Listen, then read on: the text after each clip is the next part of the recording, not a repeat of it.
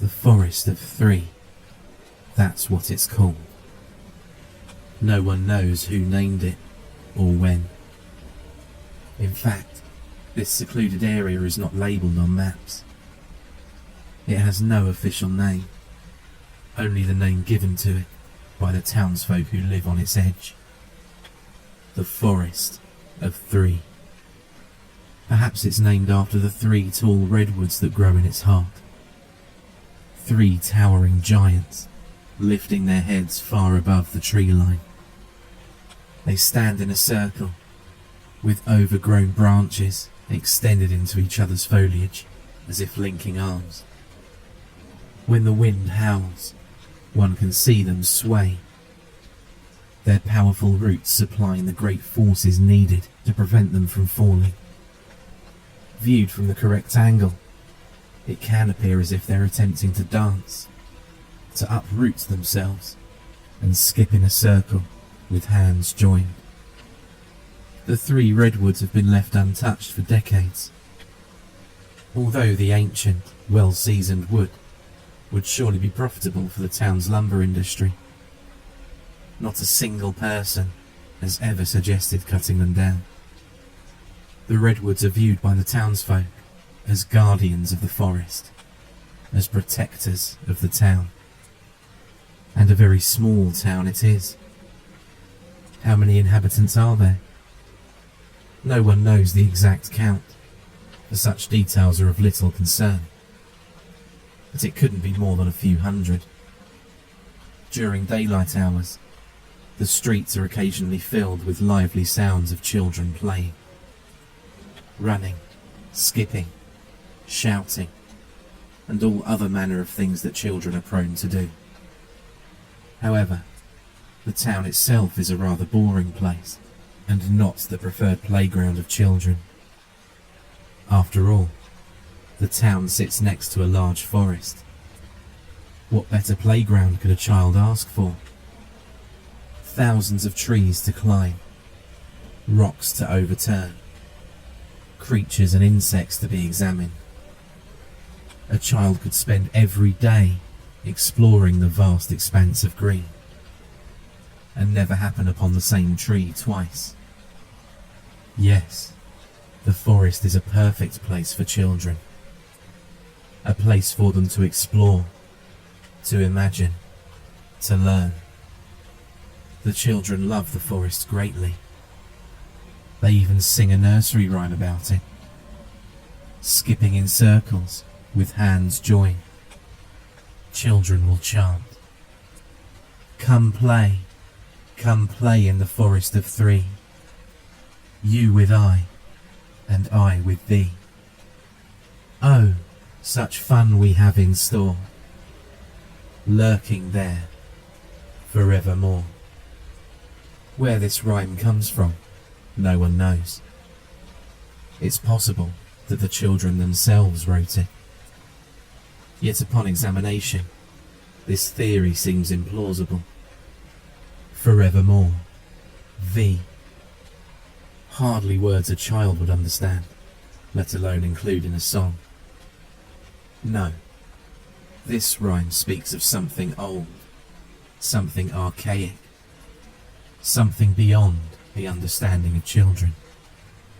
For many years, life was peaceful in the small town. Nothing noteworthy occurred. There was no newspaper, because there was never any news. A simple lumber town, with a simple lumber industry, populated by simple people. Everything was as it should be. Nothing was out of place. Then, a child disappeared. How long ago was this? Few remember the exact year. Several decades ago at least. A child whose only concern in life was sweets and playtime simply vanished. A town meeting was called. One of the other children claimed they'd seen the missing child earlier that day, that the missing child had gone into the forest to play, as usual, and hadn't come back. A search party was immediately organised, and sent into the forest. They searched for hours, until the falling darkness didn't permit them to search any longer. "We'll search again at first light. Everything will be fine. It's probably just a game. Don't worry so much." The townsfolk comforted the child's terrified parents. As soon as the first rays of sunlight crept through the trees, the search party was out again. They covered miles and miles, hardly stopping for rest or food. Yet, there was no trace of the missing child. Each day they searched, and each day they came back with sore feet, hungry bellies, and no child. Hope was still there, but it was quickly fading. Each day, the search party came back sooner and sooner.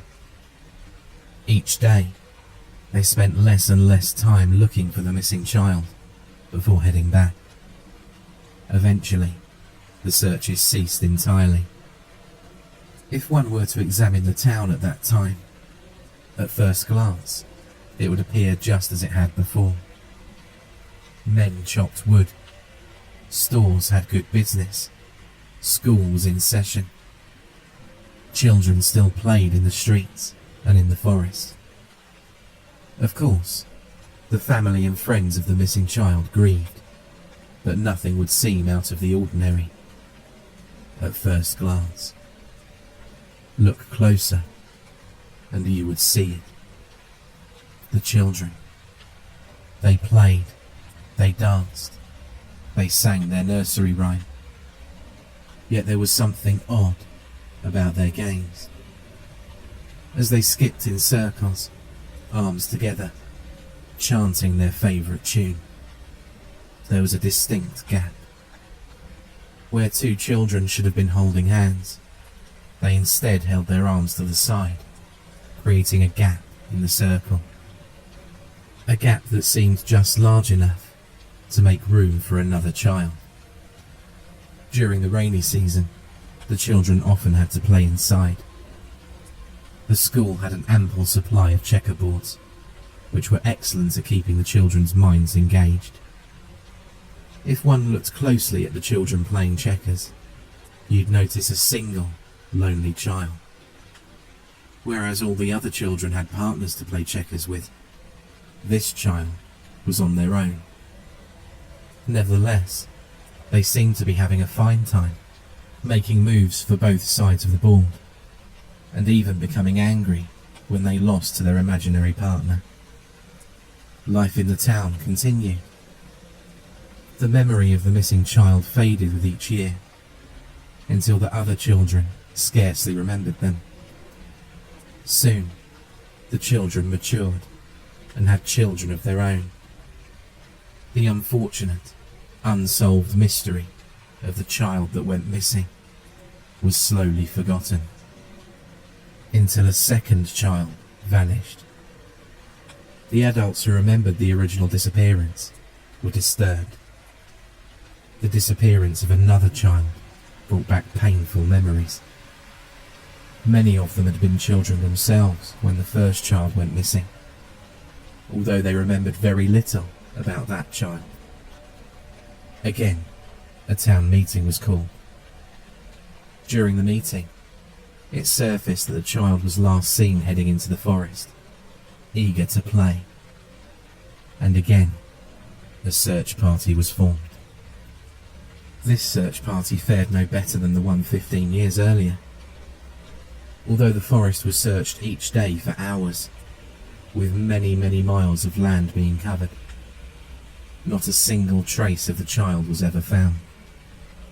Again, the search party was disbanded, leaving the family to grieve their loss. After a while, the town seemed to return to normal. Daily life resumed its normal course, just as it had so many years before. Yet if one looked closely at the children, you'd notice the same curiosities witnessed 15 years before. The children skipped in circles, singing the nursery rhyme that their parents had passed on to them. But again, there was a gap in their group. A void that was only apparent when they danced. This gap appeared to be just a bit larger than the one before. Perhaps there was now room for 2 extra children to join in their happy group. During rainy days, when the children were stuck indoors playing with worn-out checker sets, there were no longer any lonely children. Every child had a partner to play with. However, laying unnoticed in the corner of the room, there was a solitary checker set.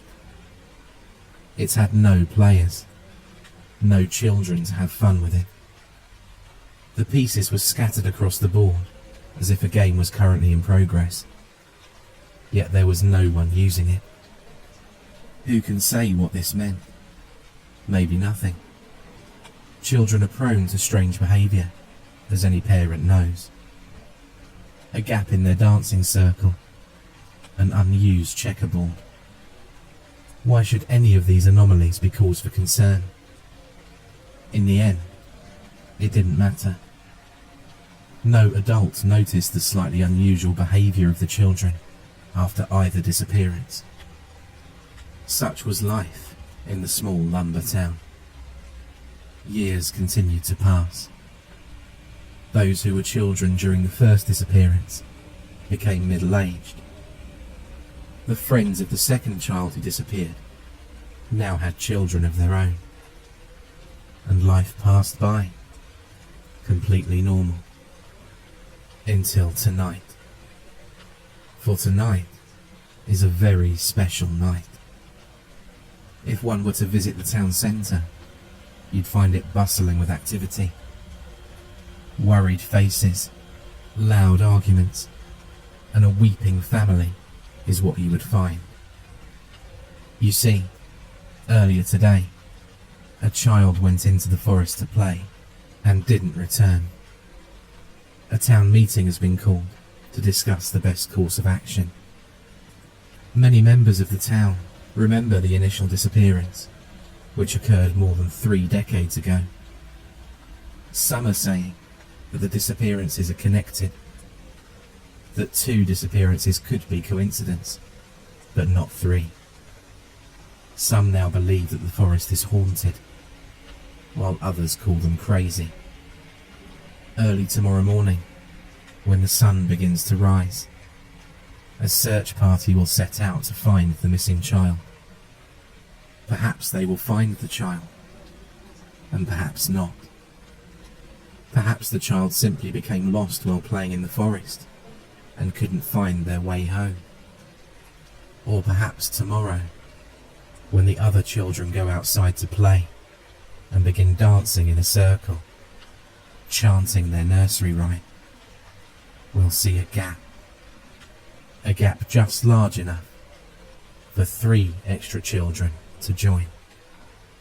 And so tonight, I invite you to visit the Forest of 3.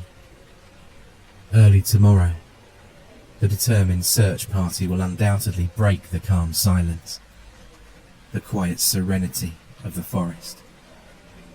But for the next few hours, all is still. Stroll through the tall, broad redwoods, the thick brush, the moist soil, the trickling creeks.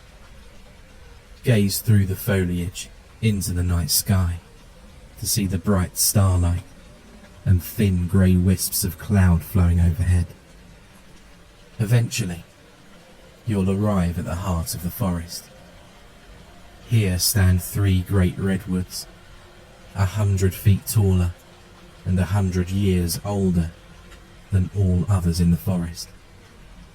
They stand with their branches interwoven, as if dancing in a circle. The wind howls. The trees begin to sway. Sharp shadows are cast upon the trunks of the great redwoods.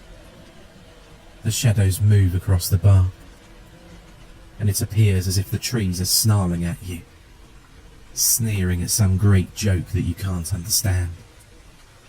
The wind dies. Close your eyes. Listen for it. The soft rustle of the leaves overhead. The quiet trickle of water through streams. The small animals moving through the brush.